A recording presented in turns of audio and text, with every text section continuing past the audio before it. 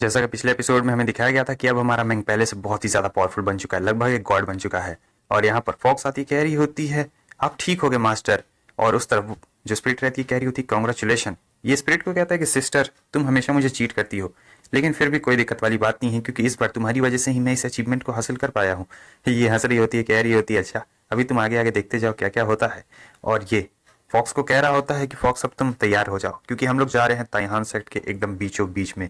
अभी ये लोग बाहरी वाली लेयर में रहते हैं और वो कह रहा होता है कि तुम मेरे स्पेस में चली जाओ। फिर वो स्पेस में चली जाती है इसके और ये एकदम रॉकेट की तरह बाहर निकलता है। इधर हमें ताइहान सेक्ट के एकदम बीच वाले मेन पोर्शन को दिखाया जाता है जहां पर मास्टर ने सारे ताकतवर वॉरियर्स को इकट्ठा कर लिया होता है और उन्हें बता रहे होते हैं कि वो मैंग आने वाला है, तो सभी लोग तैयार हो जाओ। ये सारे जो भी रहते हैं काफी अच्छे अच्छे वॉरियर्स रहते हैं। ये बंदा कह रहा होता है कि मास्टर लेकिन आउटर लेयर में ही बहुत सारी प्रिपरेशंस और एरायत बन के तैयार है, मुझे नहीं लगता है वो इतनी आसानी से आ भी सकता है। मगर मास्टर उसे गुस्से से देखते हैं और कह रहे होते हैं कि तुम्हें नहीं पता है कि आखिर वो कितना ज्यादा पावरफुल हो गया है और उससे बचने के लिए हमें और भी ज्यादा फोर्स की जरूरत पड़ेगी। मैंग उधर सोचते हुए आ रहा होता है कि तैयार हो जाता है हान सेक्ट के मास्टर क्योंकि मैंग फेंग तुम्हारे लिए यहाँ पर आ रहा है। मैंग पहुंच चुका होता है तुरंत ही। सभी लोग एकदम तैयार हो चुके रहते हैं अपनी पावर को फुल लेवल पे करके। यहाँ पर हम देखते हैं कि वो अभी भी रॉकेट जैसा इधर उधर उड़ रहा होता है। सब लोग अपने स्वॉर्ड से उस पर हमला करने की कोशिश करते हैं लेकिन वो उन सारे हमलों को तबाह कर डालता है और इसे बहुत गुस्सा आ रहा था क्योंकि अभी तक तो इसने कुछ कहा भी नहीं है, वो लोग डायरेक्ट हमला करते हैं। इधर मास्टर कह रहे होते हैं कि तुम सभी लोग एक बार फिर से तैयार हो जाओ, मेरे इशारे पे हमें फिर से वार करना है। और मैंग सोच रहा होता है कि ताइहान सेक्ट हमेशा से ऐसे ही रहा है, जो कमजोर रहता है ये लोग उसे बुली करते हैं और कभी भी ताकतवर से नहीं लड़ते हैं। मगर तब तक हमें दिखाया जाता है कि प्रिंसेस वहां पर आ चुकी होती है अपने बहुत सारे साथी को लेकर और कह रही होती है क्या यही ताइहान सेक्ट का नियम है, एक आदमी को मिलकर इतने सारे लोग परेशान करेंगे। जैसे प्रिंसेस आती है सभी लोग रुक चुके होते हैं और प्रिंसेस को देख के मास्टर भी हैरान होते हैं कि आखिर वो यहाँ पर क्या कर रही है। और उस तरफ एक डिस्पल कह रहा होता है कि आखिर तुम होती कौन हो हमारे सेक्ट के कामों में टांग अड़ाने वाली। वो मास्टर उसे डांटते और कह रहे होते हैं कि प्रिंसेस मेरे डिस्पल को माफ कर दीजिए, वो थोड़ा सा बड़ बोला है। क्या मैं जान सकता हूँ प्रिंसेस आप पहली बार यहाँ पर क्यों आई हैं, वो भी इस वक्त। वो कहती है मैं क्यों आई हूँ, ये तो साफ साफ देखने से ही पता चल रहा है, मैं यहाँ अपने फैमिली मैंग के लिए आई हूँ। इधर ये सोच रहा होता है कि आखिर मैं इसका फैमिली वाला कब से बन गया। तभी बगल से बेबी आ चुकी होती है, कह रही होती है कौन सी फैमिली की तुम बात कर रही हो। हाँ प्रिंसेस तुम ये कहना चाहती हो कि वो तुम्हारा हस्बैंड है, लेकिन ऐसा कुछ भी नहीं है।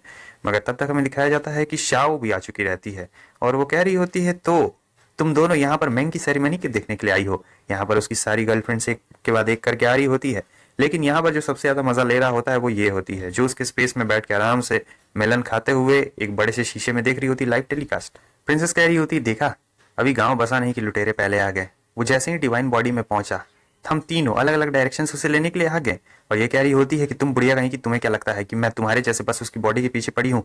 मैं मैंग से बहुत सच्चा प्यार करती हूँ और मैं उसकी बॉडी के लिए नहीं आई हूँ।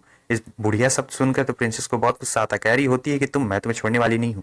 बे कह रही होती है कि अगर हिम्मत है तो इधर आगे दिखाओ ना, मैं तुमसे डरती थोड़े ना हूँ। और यहाँ पर जो शाव रहती है वो कह रही होती है कि आखिर तुम दोनों इतना ज्यादा गुस्सा क्यों कर रही हो, भूलो मत कि मैं तुम दोनों को देख रहा है, ऐसा करोगी तो ठीक नहीं रहेगा। उसकी छोटी बहन कहती है क्या हुआ सिस्टर। और इधर ये जो बे रहती है ये कह रही होती मैं यहाँ तुम्हें लेने के लिए आई हूँ, ये सभी हम दोनों की सेरेमनी देखेंगे साथ में, आज तो मजा ही आ जाएगा। लेकिन यहाँ पर इसे इसे कुछ समझ नहीं आ रहा होता है शाव को। शाव की बहन कहती क्या हुआ सिस्टर, क्या आप उसे ऐसे ही जाने देंगी। लेकिन वो कह रही होती कि नहीं अभी देखो तो आगे बहुत ज्यादा मजा आने वाला है, ये सब इसका प्लान है। और यहाँ पर प्रिंसेस काफी गुस्से में आगे बढ़ रही होती है, कह रही होती है कि तुम्हें क्या लगता है कि तुम मेरे मैंग को मुझसे दूर ले जा सकते हो, हम दोनों का जन्म जन्म का साथ है। और यहाँ पर ये भी मैंग के पास रहती है।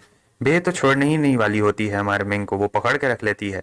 लेकिन जो प्रिंसेस रहती है वो भी कम नहीं रहती, वो कह रही होती है तुम उसे छोड़ती हो या फिर नहीं छोड़ती हो। फिर आज यहाँ पर एक मर्द के लिए इतने सारे लड़कियां लड़ रही है, बताओ ये सबसे फैंटेसी में हो सकता है, इसे कभी भी आजमाना मत तुम लोग। और यहाँ पर वो रोक देता है इन दोनों को, तब इन दोनों का चेहरा लाल हो जाता है। प्रिंसेस कह रही होती तुम लस्टफुल और करेजियस दोनों हो, अभी आपको पता चल जाएगा कि वो ऐसा क्यों बोल रही थी। वो ऐसा इसलिए बोल रही थी क्योंकि ये चेस्ट पे हाथ रखने की जगह कहीं और ही हाथ रख देता है। मैंग उन दोनों को पीछे हटाता है और बे से कह रहा होता है कि तुम जरा पीछे हटो, और प्रिंसेस को कह रहा होता है कि तुम जरा पीछे हटो। फिर जैसे ही बे उनसे कुछ और भी बातें करने जा रहा होता है तब तक हमें दिखाया जाता है कि पर्पल वहां पे आ चुकी होती है, यानी वही बे की बचपन की दोस्त। वो बे पर आके एकदम डायरेक्ट हमला कर देती है लेकिन वो उस हमले को रोक लेता है। यहाँ पर पर्पल अब पहले से बहुत ज्यादा पावरफुल हो चुकी थी, लगभग बे के टक्कर की बन चुकी है।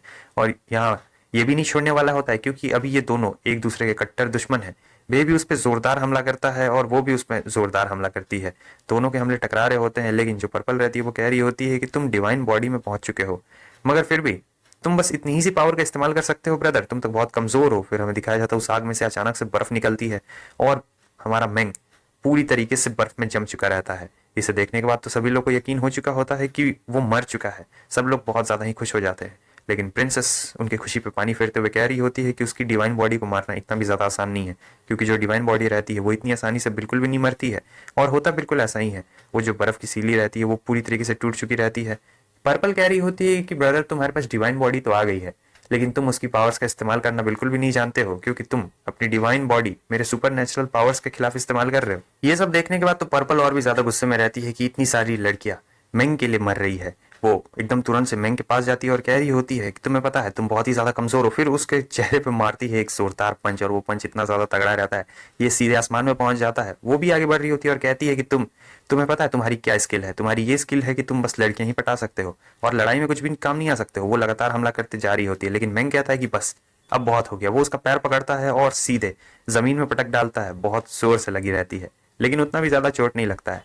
कह रही होती है कि बस हो गया, क्या यही तुम्हारी पावर थी? तो चलो अब सेकंड राउंड को शुरू करते हैं। ये जो सेकंड राउंड होने वाला है ये फर्स्ट राउंड से ज्यादा खतरनाक है, क्योंकि इधर हमें दिखाया जाता है कि उसके हाथ से तलवार भी आ चुकी रहती है और वो एक स्पेशल ट्रिक का इस्तेमाल कर रही होती है अपना लेवल बढ़ाने के लिए। और देख सकते हैं लेवल बढ़ गया रहता है, बीच में पंख भी आ चुका होता है और हाथ में तलवार भी आ चुकी होती है।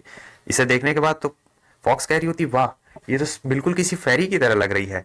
तब जो स्पिरिट होती है वो बताती है कि ये डिवाइन बॉडी के सेकंड स्टेज में पहुंच चुकी है। वो कहती है कि क्या आप मेरी पूछ से खेलना बंद करेंगे?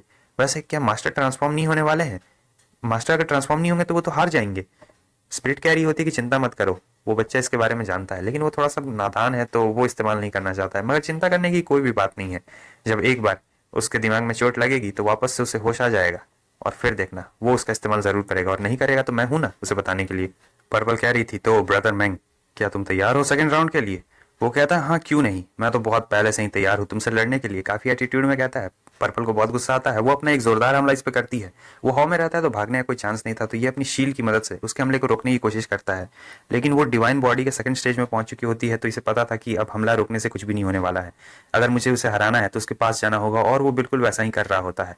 कह रहा था कि तुम बहुत बड़ी गलती कर रही हो, लेकिन अब दोनों एकदम दुश्मन बन चुके होते तो कर भी क्या सकते हैं। मेंग के पास कोई रास्ता नहीं बचता है, उसे पर्पल को हिट करना ही पड़ेगा। वो जाता है एक जोरदार पंच मारने के लिए, लेकिन पर्पल बैकफ्लिप मारकर उसके हमले से बच जाती है और फिर वहां पर एक बहुत ही तगड़ा वाला हमला करती है। और उस हमले के हटने के बाद हमें दिखाया जाता है कि चारों तरफ धुआं ही धुआं और एक बहुत तगड़ा सा बड़ा सा गड्ढा भी बन चुका होता है। उसे मास्टर देखते हैं और कह रहे होते हैं तो मैं ये डिसाइड करता हूँ कि मेंग फेंग की मौत हो चुकी है।